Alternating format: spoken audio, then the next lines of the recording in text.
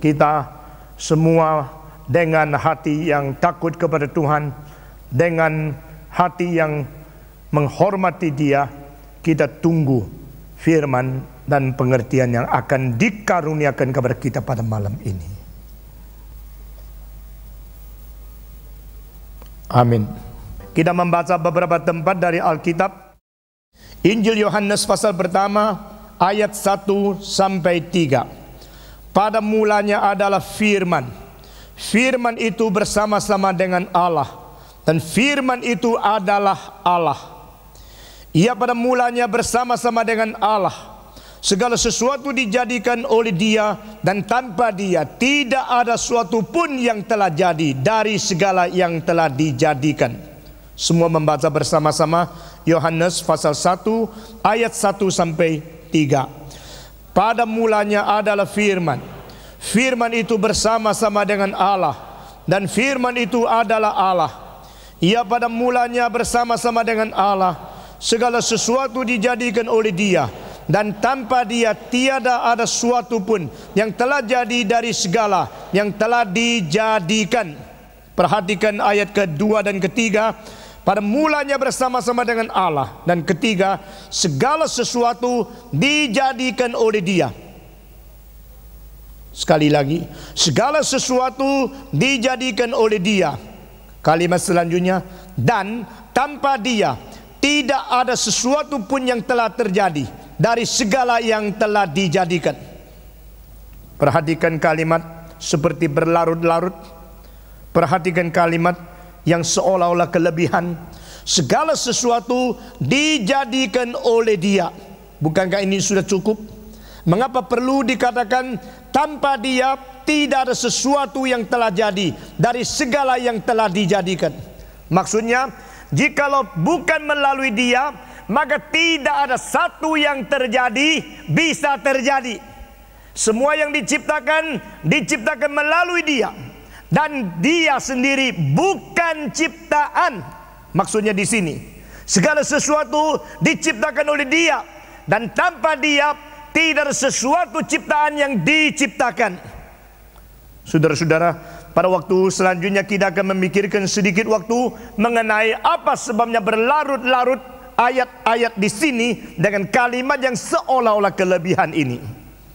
Kita mulai dengan apa yang kita sudah katakan kemarin pada poin kelima. Di dalam pewahyuan Yesus Kristus sendiri, maka Tuhan Yesus telah menyatakan kepada dunia bahwa Dia mempunyai sifat ilahi. Di dalam pewahyuan Kristus sendiri, Dia menyatakan Dia mempunyai sifat yang ada pada Allah itu sendiri sahaja. Selain Allah, tidak ada oknum lain yang di dalam dunia ciptaan yang boleh memiliki sifat asasi atau ousia yang berada di dalam dirinya Kristus. Istilah ousia itu berarti sifat dasar, sifat yang berada di dalam sesuatu keberadaan yang dasar itu. Dan saudara-saudara sekalian, Kristus berkata, menyatakan sesuatu, before Abraham was, I am. Sebelum Abraham berada, aku sudah berada sebelumnya.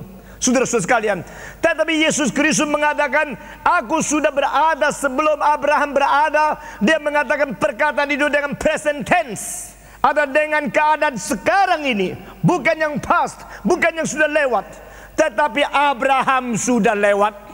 Saudara-saudara, jikalau Abraham sudah lewat, Abraham ada satu eksistensi, keberadaan yang pernah terjadi di dalam sejarah, dan sekarang dia sudah lewat, dia sudah mati, dia sekarang sudah tidak ada. Tetapi aku berada sebelum dia berada, dan sekarang saya ada. Di sini kita melihat satu kesinambungan yang menunjukkan satu keberadaan yang melampaui proses waktu. Satu keberadaan yang melebihi daripada penggeseran zaman. Satu keberadaan yang tidak digugurkan, yang transenden, yang melebihi daripada proses daripada waktu. Itu adalah suatu esensi, satu ousia yang hanya ada pada dirinya Allah sendiri. Saudara-saudara sekalian, Sebagaimana pada waktu Tuhan mengutus Musa pergi ke tanah Mesir untuk menyelamatkan orang Israel keluar dari tangan berbelenggu daripada Raja Firaun. Maka Musa tanya kepada Yehova, siapakah namamu? Kalau saya ditanya siapa yang mengutus, supaya saya boleh beritahu kepada dia. Maka Allah berkata, aku adalah yang ada.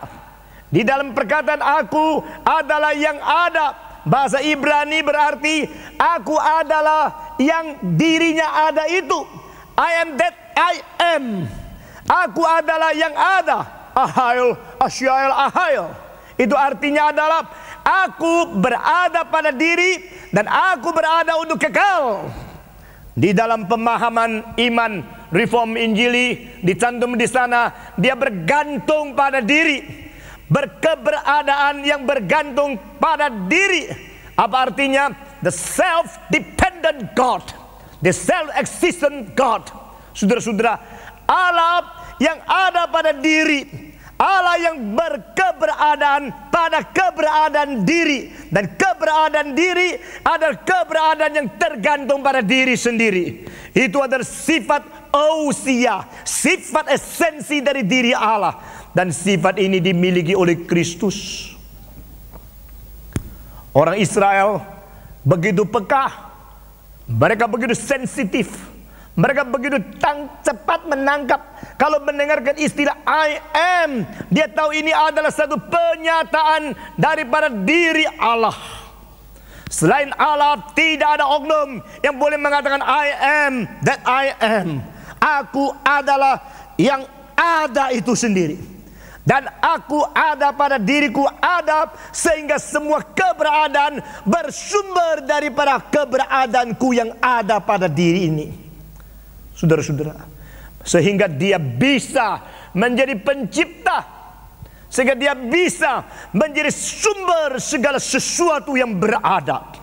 Dia bisa menciptakan dari tidak ada menjadi ada, karena dia adalah ada dari kekal sampai kekal. Aku adalah yang ada, aku adalah yang ada dari kekal sampai kekal. Itu sebab aku adalah ada sebagai Allah yang bergantung pada diri. The self-dependent God, the self-existent God, the self-eternal God is the true God. Allah yang ada pada diri, ada Allah yang menggantung kepada diri, dan Allah yang kekal dan bereksistensi dari kekal sampai kekal pada diri. Itu Allah yang benar.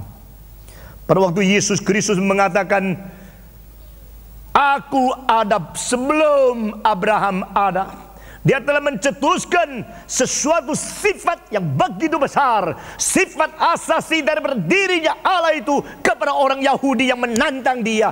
Engkau belum umur 50, engkau pernah melihat Abraham kah? Dengan sesungguh-sungguhnya aku berkata kepadamu, aku ada sebelum nenek moyangmu Abraham ada. Sebelum nenek moyangmu ada, dan dia sekarang tidak ada, saya ada dari kekal sampai kekal. Saya adalah Allah. Bagi Allah, apakah kesulitan bagi dia untuk melihat Abraham? Saudara-saudara, pada waktu Tuhan Yesus berkata-kata dengan orang Israel, dia berkata kepada mereka dengan kalimat seperti ini, Allah adalah Allahnya Abraham, Allahnya Ishak, dan Allahnya daripada Yakub. Kalau Allah adalah Allah Ibrahim, Allah Ishak, dan Allah Yakub, lalu dia mengatakan Allah bukan Allah orang mati, Allah adalah Allah orang hidup. Di dalam kalimat itu berkata, berarti bahwa ketiga nenek moyang patriotis mereka yang paling penting itu bisa lewat, tapi Allah tidak lewat. Dia mempunyai hidup yang melampaui penggeseran di dalam proses waktu. Kristus berkata, aku adalah ada. I am. Aku adalah yang ada itu sendiri. Ini ousia, ini esensi, ini substansi dari diri Allah, sifat dasar Allah itu sendiri. Sekarang kita mau melihat lagi di dalam satu ayat yang penting. Kristus menyatakan dia adalah yang disebut oleh orang Yahudi Tuhan. Saudara-saudara, di dalam terjemahan kitab suci bahasa Indonesia yang baru ini, istilah Yahweh, Yehova, itu hilang dan semua diganti dengan istilah Tuhan. Ini sama seperti apa yang terjadi di dalam menerjemahkan kitab suci ke dalam bahasa Inggris di dalam King James Version. Saudara-saudara, Yahweh yaitu nama di mana Allah menyatakan diri, aku adalah Yahweh. Ini adalah Allah yang berjanji. The God who make testament with man. Allah yang berjanji, Allah yang menetapkan janji dengan manusia. Jadi Allah yang kekal, yang tidak akan memungkirkan janjinya dia sendiri, karena dia adalah setia sampai selama-lamanya. Dan saudara-saudara, orang Israel demikian hormat, demikian mengagungkan Allah, sehingga setiap kali melihat nama YHWH, mereka tidak menyebut Yahweh, mereka tidak menyebut Yehova, mereka langsung menggantinya dengan istilah Tuhan. Saudara-saudara, kitab suci adalah satu-satunya buku yang demikian teliti, demikian ketat, dan demikian serius pada waktu ditulis oleh manusia. Orang Israel mencatat kitab suci itu, mengkopi kitab suci dengan mengukir setiap huruf, setiap yod, setiap titik, setiap nada di dalam kulit kambing. Pada waktu mereka menulis dengan ukiran itu satu persatu seperti memahat di batu. Sudah tulis semua selesai, saudara-saudara, lalu dicek ada salah satu titik tidak.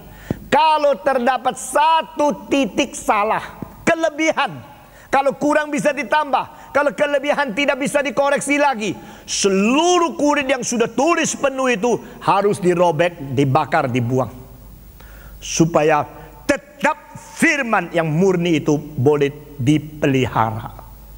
Nah saudara-saudara, pada waktu mereka tulis sampai Yehova, sampai Yahweh, sampai per kalimat Adonai, Tuhan itu muncul, mereka tidak berani tulis. Mereka mesti berdiri. Sudah berdiri pergi cuci tangan.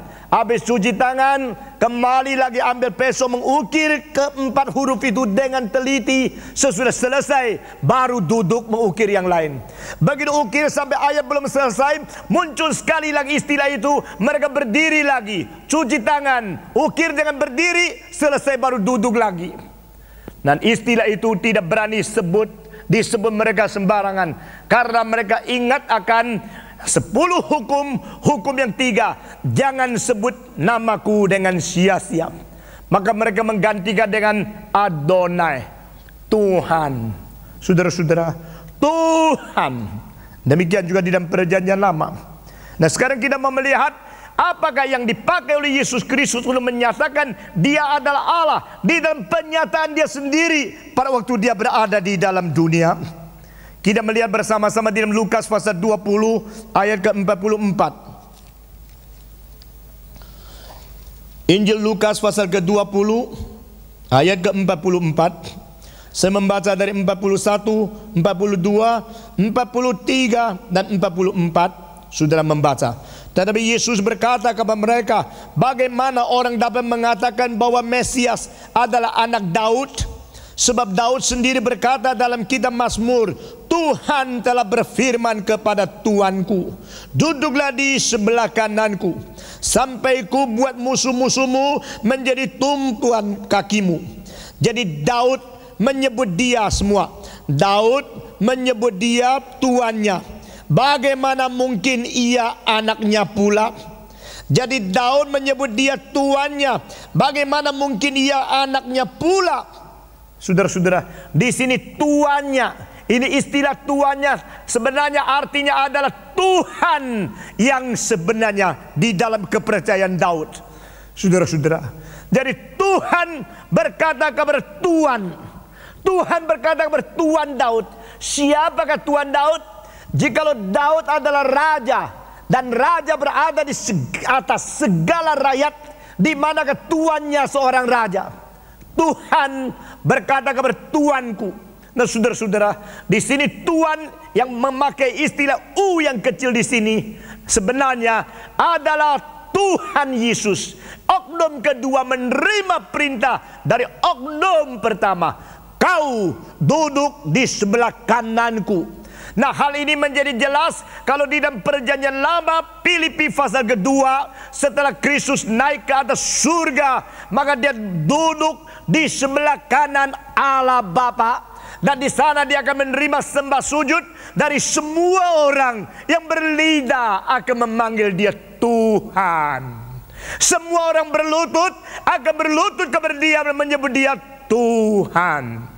Bukan saja yang ada di dalam surga, bukan saja yang ada di dalam atas bumi, termasuk mereka yang berada di bawah bumi. Saudara-saudara sekalian, nah sekarang kita melihat ini satu progressive revelation, pengwahyuan Allah yang bersifat memaju, yang progresif ini makin lama makin jelas menunjuk dan memberikan arah panah itu kepada konkret realita yang akan datang.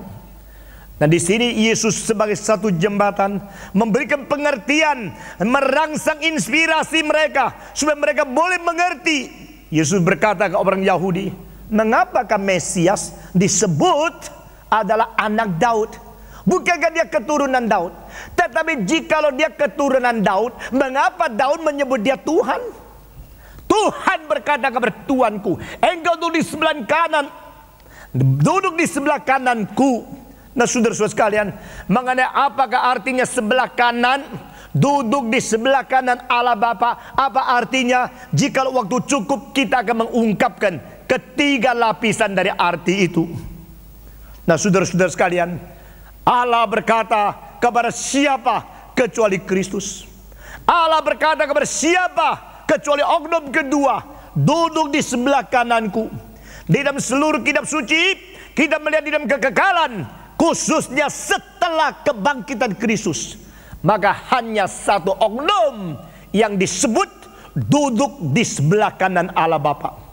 Sesuai dengan iman rasuli yang kita sebut dan kita baca setiap hari Minggu, Yesus duduk di sebelah kanan Allah Bapa. Yesus duduk di sebelah kanan Allah Bapa yang Maha Kuasa. Hanya satu oknum, hanya satu nama, nama Yesus. Oknum kedua dari Allah Tritunggal yang duduk di sebelahnya. Saudara-saudara, nah itu Tuhan. Di sini terjemahan pakai Tuhan. Tetapi pada pasal kedua di buku Filipi, kita melihat semua orang yang berlidah akan menyebut dia Tuhan. Semua orang yang berlutut akan berlutut, tekuk lutut mereka dan menyebut dia Tuhan. Jadi di sini Yesus telah memberikan satu rangsangan, memberikan inspirasi, mencerahkan mereka dengan satu iluminasi yang besar sekali, yaitu, tahukah saya Allah? Engkau kira Mesias Kristus keturunan Daud? Bukankah keturunan lebih kecil? Tapi yang disebut keturunan ini justru adalah yang disebut Tuhan oleh Daud. Dan dia yang akan duduk di sebelah kanan Allah, yang menerima sembah sujud seluruh dunia, yaitu Tuhan. Dia adalah Allah. Tuhan Yesus pada waktu berada di dunia begitu susah payah memberikan satu penjelasan kepada orang sejamannya yang tidak gampang mengerti dia. Karena yang mereka lihat hanya adalah tubuh Kristus yang bersifat manusia yang kelihatan. Tetapi jarang di antara mereka ada orang yang jelas. Di belakang sifat kemanusiaan ini ada sifat keilahian yang menjadi oknum kedua Allah Tritunggal. Sehingga Kristus kadang-kadang memunculkan kalimat seperti ini. Bagaimana kalau jika engkau melihat anak manusia kembali kepada tempat asalnya? Berarti biar imanmu menerobos, biar pengertian terhadap aku menerobos. Menerobos daripada perbatasan sifat kemanusiaan yang berada di dalam ciri-ciri saya yang bertubuh ini, dan melihat sifat ilahiku. Orang yang mengenal Kristus dari Bethlehem sampai Golgota, mereka hanya melihat satu moralis yang agung, pemimpin agama yang besar, seorang yang bersifat korban yang boleh menjadi contoh bagi segala zaman. Sekali lagi, orang yang mengenal Kristus dari Bethlehem sebagai titik permulaan sampai kepada Golgota sebagai titik akhir, mereka telah melihat seorang moralis, seorang revolusioner, seorang pemimpin agama, seorang pahlawan yang berkorban, seorang berjiwa menyerahkan diri bagi orang lain, seorang menyatakan kasih yang luar biasa agungnya. Tetapi tidak cukup. Jikalau Kristus hanya begitu saja, engkau belum mengenal sesungguhnya dia siapa.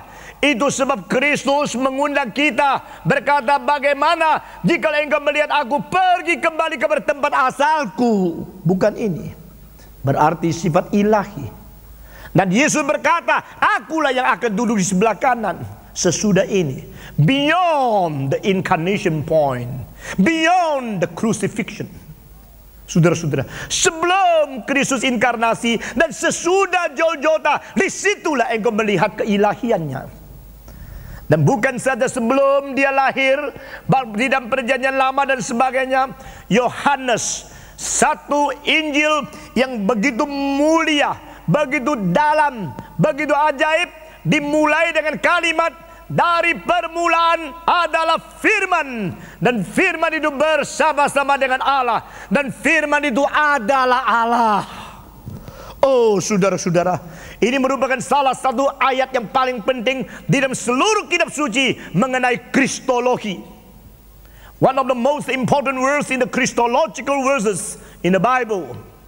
Di dalam passages, bagian-bagian mengenai Kristologi, di sini ada satu ayat yang demikian pendek, tetapi mengandung arti demikian dalam, demikian tinggi, demikian mulia adanya. Pada permulaannya adalah firman, dan firman itu bersama-sama dengan Allah, dan firman itu adalah Allah.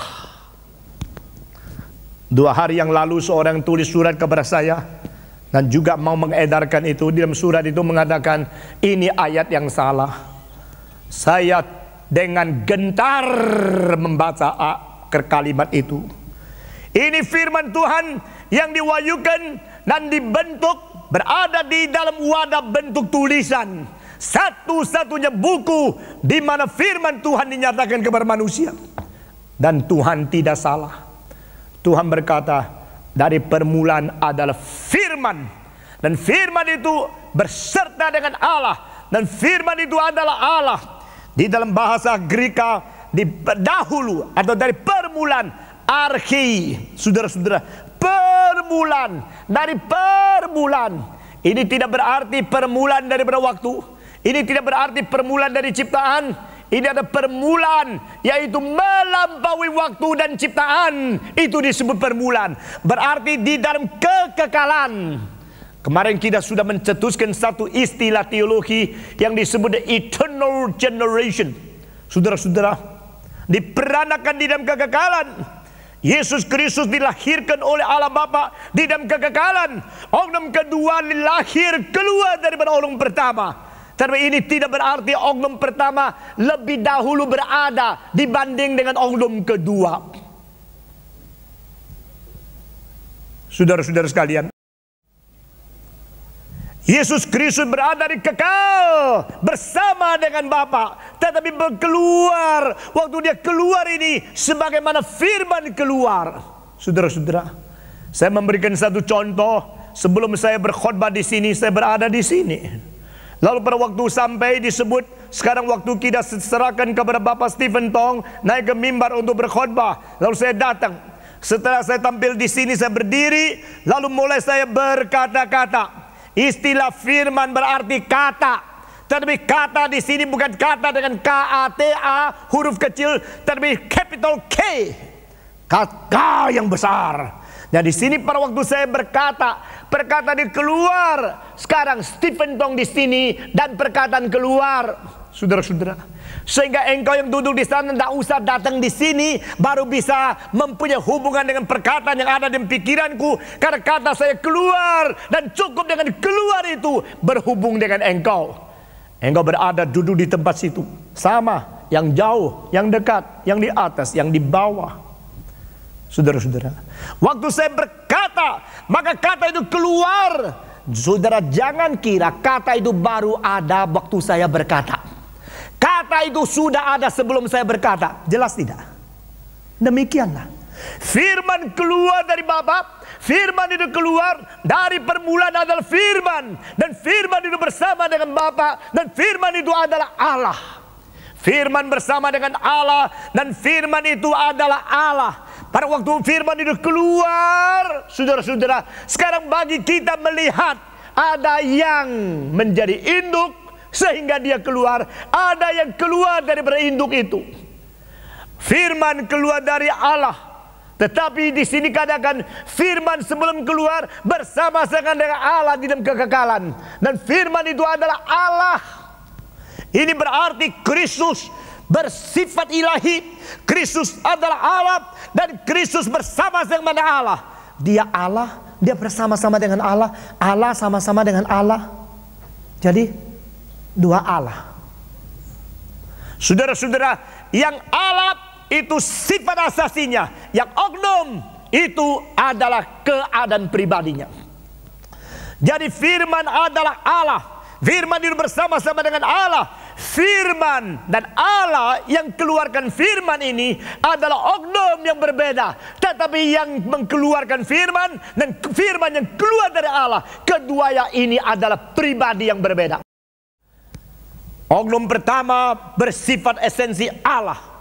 Oknum kedua yang keluar dari oknum pertama dilahirkan oleh Allah Bapa. Ini adalah oknum kedua yang beresensi juga Allah, tetapi oknum berbeda. Saudara-saudara, dan pada waktu perkataan yang kukatakan keluar dari mulutku, saya tanya, waktu saya mengatakan kata-kata itu keluar dari saya, kata-kata itu waktu keluar langsung tidak ada di dalam saya atau masih ada?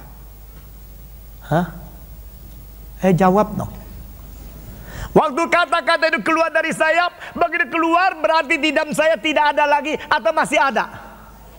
Masih ada. Di sini artinya persamaan, bersama-sama dengan Allah itu melampaui batas daripada tempat. Ajaib luar biasa. Nah, sekarang saya menjelaskan satu ayat lagi. Di sini dikatakan segala sesuatu dijadikan oleh Dia.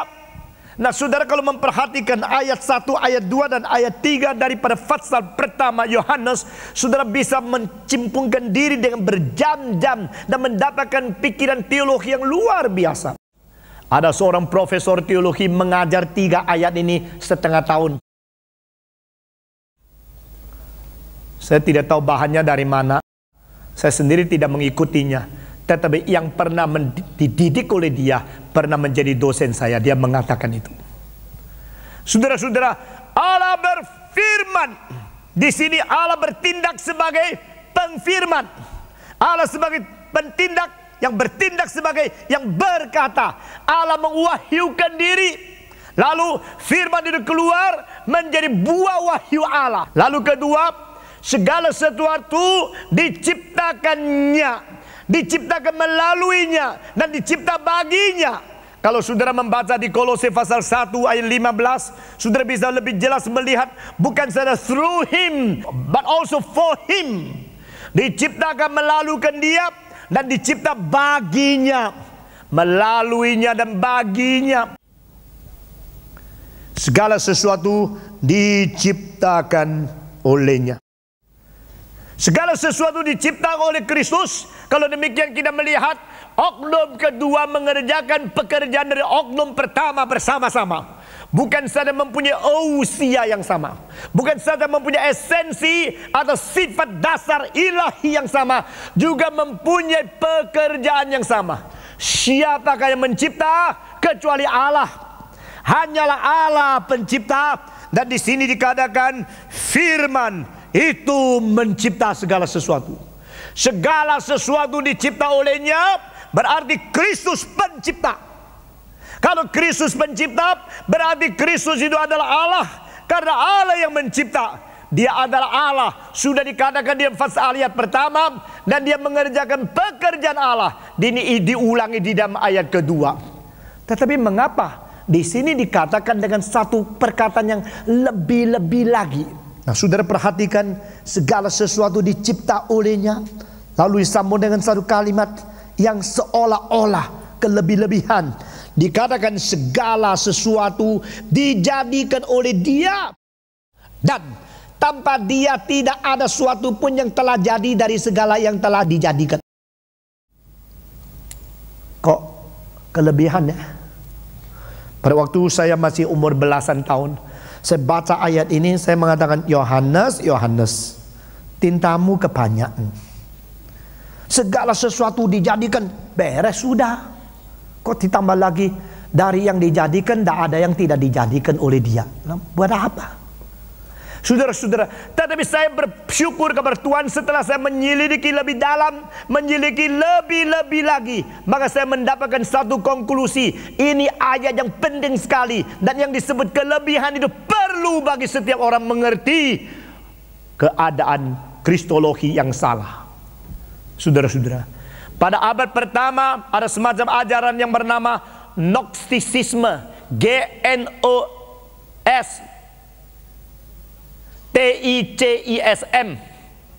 Gnostisisme.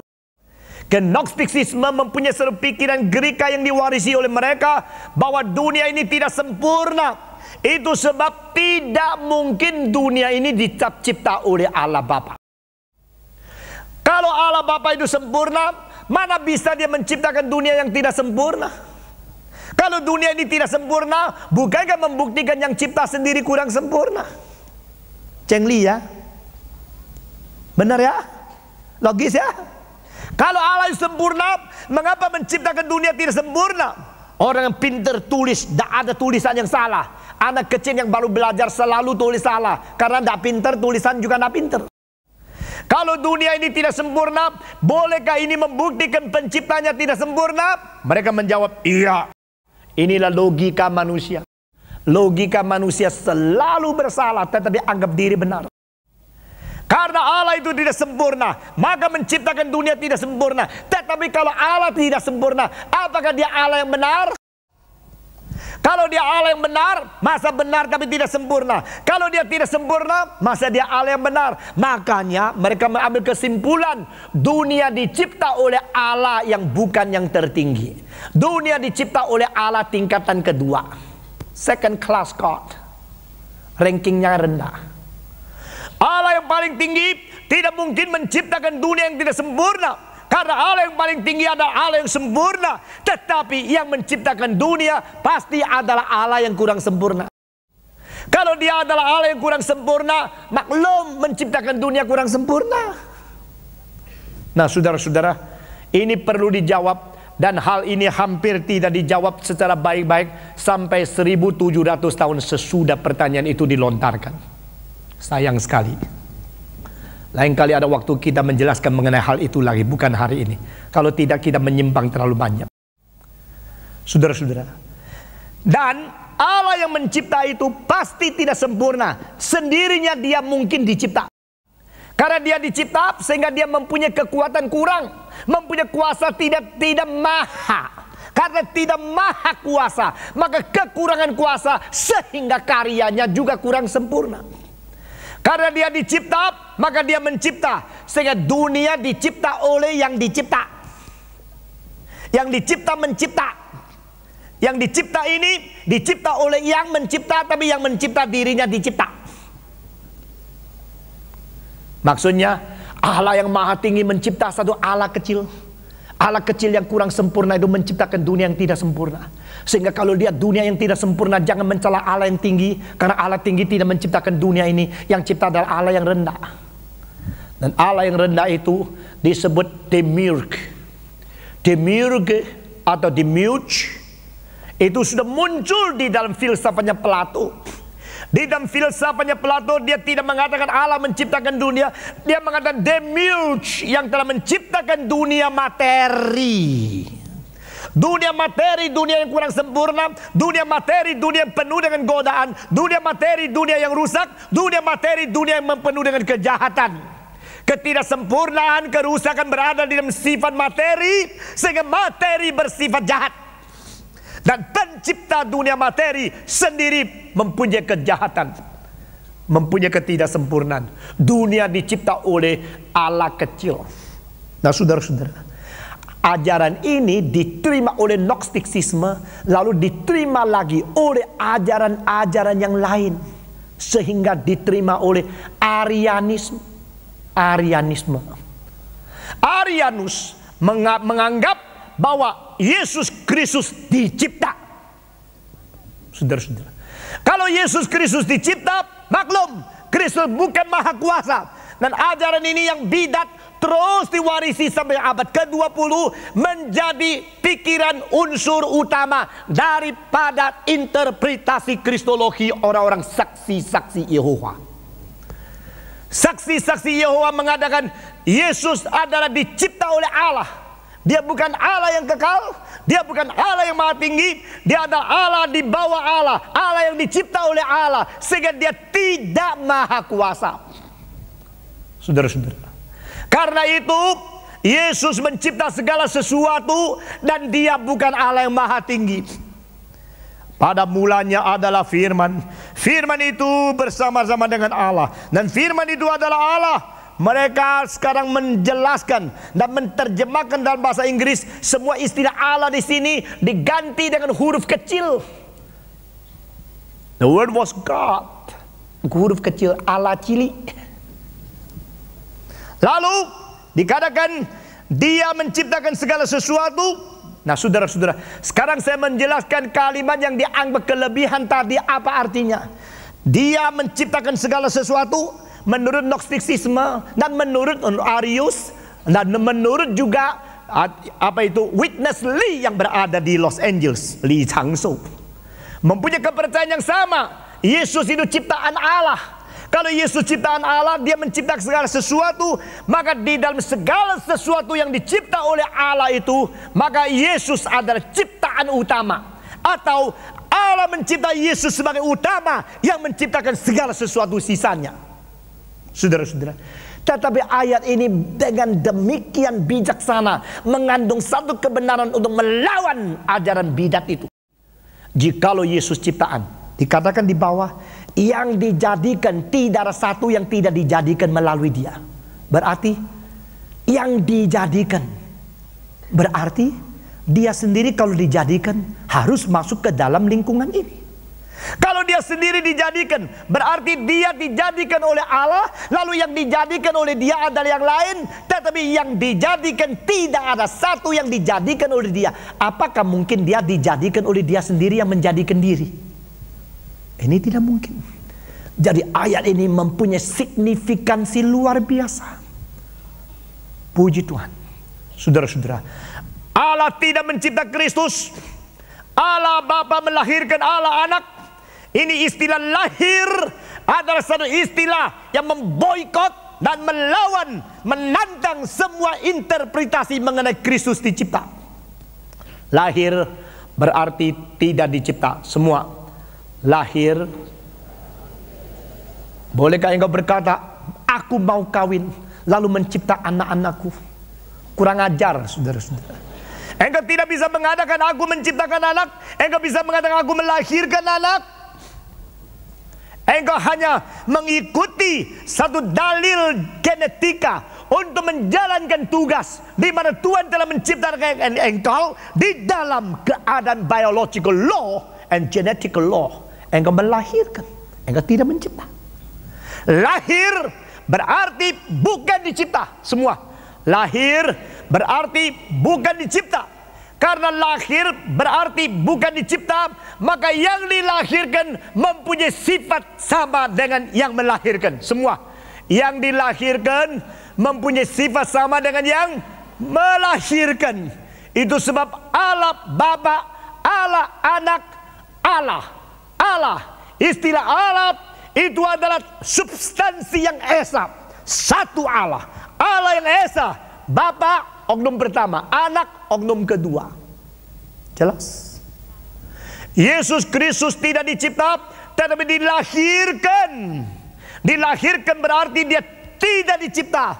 Dan kalau kita gabungkan ketiga kalimat, ketiga istilah ini, Anak Allah tunggal, the only begotten Son. Perkataan anak berarti dilahir dan tidak dicipta. Begotten, yaitu dilahirkan, berarti tidak dicipta. Anak berarti bersifat sama. Saudara-saudara, kalau Bapa itu manusia, anak pasti juga manusia. Engkau tidak mungkin melahirkan kucing, engkau melahirkan seekor ular. Tidak.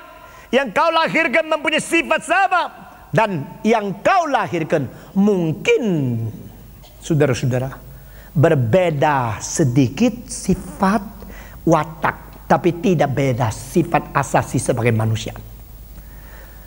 Saudara-saudara, Allah Bapa melahirkan Allah Anak. Di sini oknum kedua dan oknum pertama mempunyai pribadi yang berbeda. Oknum pertama bukan oknum kedua. Oknum kedua bukan oknum pertama, tetapi oknum kedua tidak berada sesudah dia dilahirkan. Oknum kedua berada sebelum dia dilahirkan, sudah berada bersama-sama di dalam diri oknum pertama. Hal ini kita bisa tanggung jawab dengan tunjangan Alkitab. Sebelum Harun dilahirkan, dia berada di dalam pinggang Abraham. Pada waktu Abraham memberikan persembahan 1/10 kepada Melkisedek, pada waktu itu Harun ikut memberikan persembahan karena dia berada di dalam pinggangnya Abraham. Harun sudah ada. Demikian juga kita melihat anak berada di dalam Bapa. Sebelum anak dilahirkan, berada di dalam kekekalan bersama dengan Bapa. Ini yang disebut firman bersama dengan Allah. Dan firman itu adalah Allah.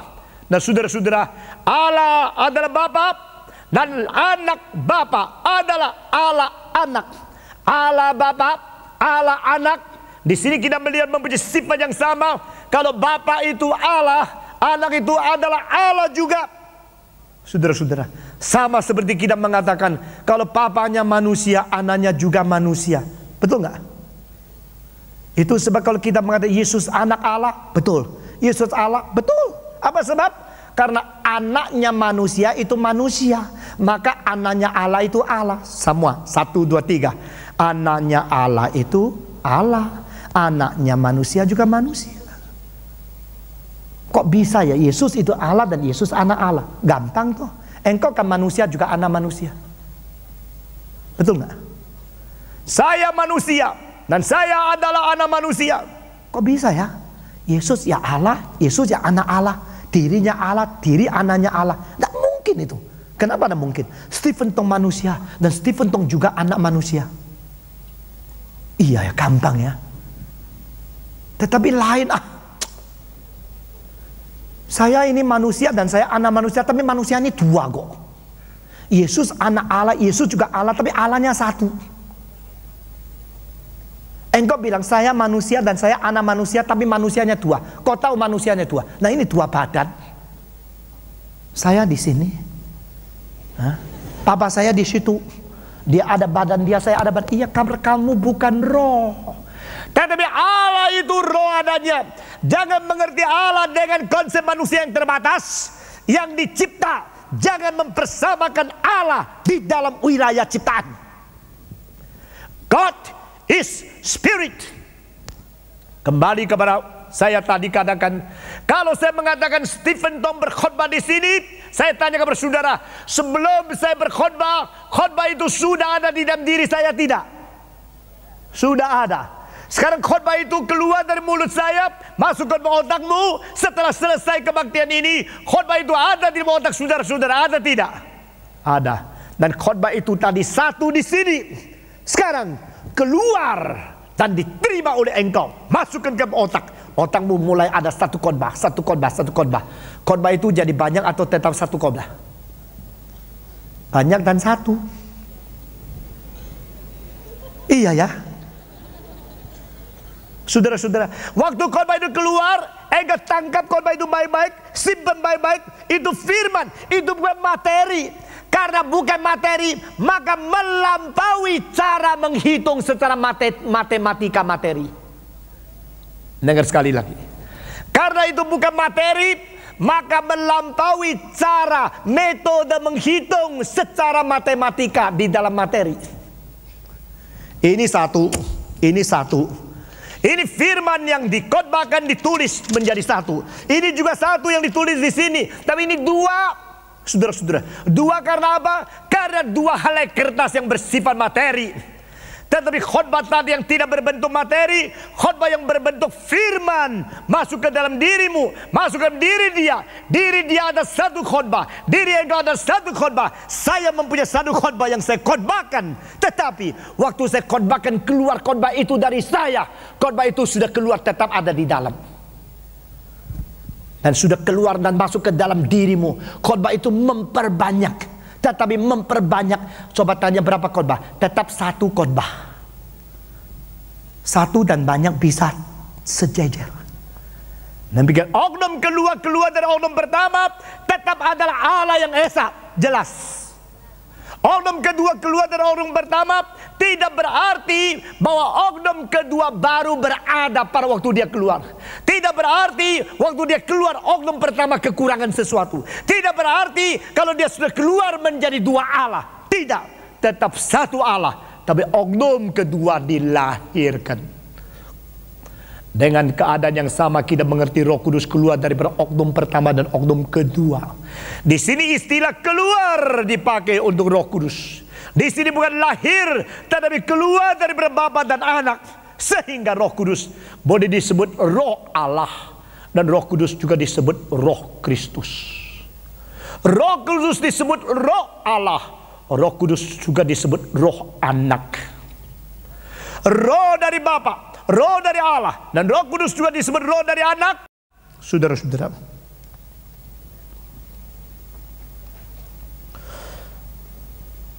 sekarang kita akan masuk ke dalam poin yang keenam. Yang kelima sudah berlarut-larut panjang luar biasa, dan sudah menggabungkan banyak pikiran teologis yang penting.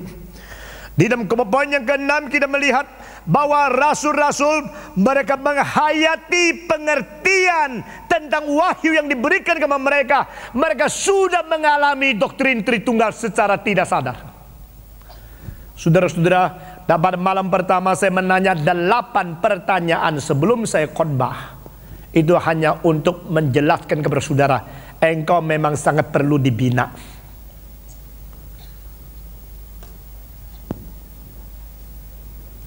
Saya menanya pertanyaan-pertanyaan sehingga saudara baru sadar engkau banyak salah konsep. Di dalam pertanyaan-pertanyaan 8 biji itu, saudara sadar kalau dirimu selalu mempunyai konsep yang tidak benar.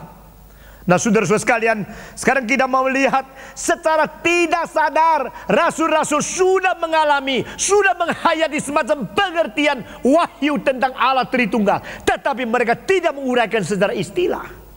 Itu sebab saya berkata, munculkah istilah Tritunggal di Perjanjian Lama? Tidak. Munculkah istilah Tritunggal di Perjanjian Baru? Tidak. Adakah konsep terkandung di dalam Perjanjian Lama? Ada. Adakah konsep Tritunggal di dalam Perjanjian Baru? Ada. Dan bukan saja ada, hanya ada di dalam kitab suci Perjanjian Lama dan Perjanjian Baru.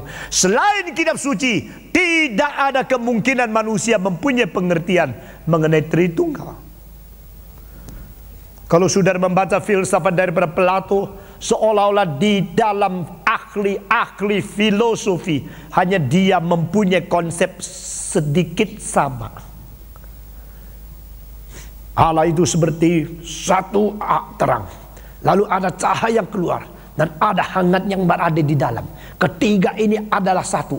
Nah, pikiran semacam demikian di dalam Plato itu sudah pernah mempunyai bibit. Tetapi lain dengan konsep Tritunggal, hanya mempunyai keadaan serupa sedikit. Serupa sedikit berarti serupa sedikit, bukan berarti sama. Saudara-saudara sekalian, sekarang kita melihat, itulah sebabnya di dalam tulisan-tulisan, di dalam hidup kerohanian rasul-rasul, sudah secara tidak sadar mereka menghayati, sudah mereka mengalami, dan mereka sudah mencetuskan konsep itu secara unconsciously di dalam tulisan yang adalah wahyu Allah. Yang paling jelas kita melihat adalah pada waktu Paulus memberikan berkat kepada jemaat. Dan berkat itu sekarang dijadikan berkat standar oleh pendeta-pendeta di seluruh dunia. Kita membaca bersama-sama di dalam 2 Korintus pasal 13 ayat ke-14. atau pasal terakhir, ayat terakhir, karena berkat biasanya muncul pada terakhir.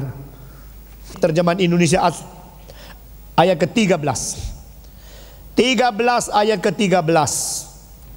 Semua membaca. 1, 2, 3. Kasih karunia Tuhan Yesus Kristus dan kasih Allah dan persekutuan Roh Kudus menyertai kamu sekalian. Kasih karunia Tuhan Yesus Kristus dan kasih Allah dan persekutuan Roh Kudus menyertai kamu sekalian. Berapa oknum di sini? Berapa oknum? 3 oknum. Nah, saudara-saudara, ini sesuatu hal yang luar biasa, karena di dalam memberkati itu ada 3 sumber yang menjadi satu-satunya sumber untuk memberikan berkat bagi manusia. Yang di dalam penghayatan itu Paulus menulis 3 oknum yang dipakai untuk menjadi sumber berkat: Kristus, Bapa, dan Roh Kudus, yaitu Allah Bapa, Allah Anak, dan Allah Roh Kudus. Oknum pertama, oknum kedua, dan oknum ketiga, saudara-saudara, sudah secara tidak sadar, sudah secara tidak pakai istilah, tetapi sudah dihayati, sudah diterapkan, sudah dipakai di dalam menyatakan berkat. Saudara-saudara, kasih Kristus, kasih karunia dari Kristus, kasih daripada Allah Bapa, dan persekutuan Roh Kudus menyertai engkau sampai selama-lamanya. Amin. Saudara kan sering dengar doa berkat seperti ini, bukan? Saudara-saudara, dan kita melihat lagi di dalam 1 Petrus pasal 1 ayat kedua. Di dalam 1 Petrus pasal 1 ayat kedua, kita melihat definisi terbaik, terlengkap, definisi tertepat seluruh kitab suci mengenai siapakah orang Kristen tercantum di dalam ayat ini. 1 Petrus pasal 1 ayat kedua. Siapakah orang Kristen? Jawaban yang tepat di dalam ayat kedua, semua membaca, yaitu orang-orang yang dipilih sesuai dengan rencana Allah Bapa kita, dan yang dikuduskan oleh Roh supaya taat kepada Yesus Kristus dan menerima percikan darahnya. Kiranya kasih karunia dan damai sejahtera makin melimpah atas kamu. Di sini sekali lagi muncul 3 oknum, dan kali ini muncul pertama adalah oknum pertama, muncul kedua adalah oknum ketiga, dan muncul ketiga adalah oknum kedua. Saudara-saudara, rencana pilihan dari Bapa dan gerakan dari Roh Kudus untuk taat kepada Kristus yang sudah mati dan memberikan darah untuk membersihkan manusia. Bapa pilih, Roh melaksanakan, Kristus membasuh.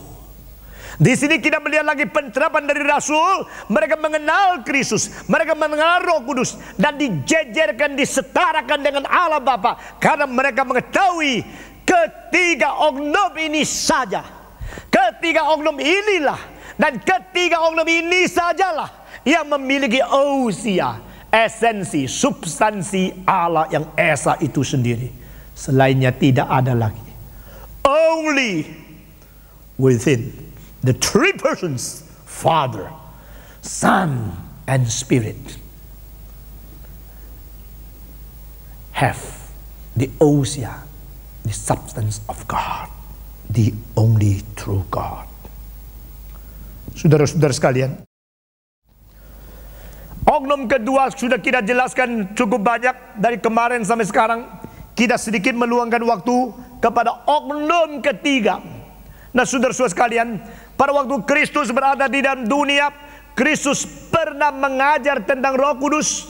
Di dalam pengajaran tentang Roh Kudus sangat jelas memberikan beberapa sifat yang hebat, sifat yang luar biasa, yang hanya dimiliki oleh Allah pada waktu dia mewahyukan, mengajar lebih dahulu kepada murid-muridnya.